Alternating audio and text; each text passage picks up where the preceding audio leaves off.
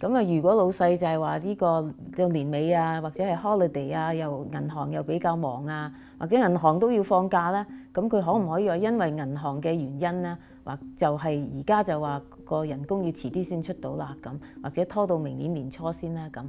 咁係冇任何嘅原因咧，就係可以 acceptable 咧，就係能夠接受咧，係話可以拖到遲啲先俾嘅。嗱，咁如果你有用好多係銀行係靠銀行俾錢啊，或者你係靠呢個電腦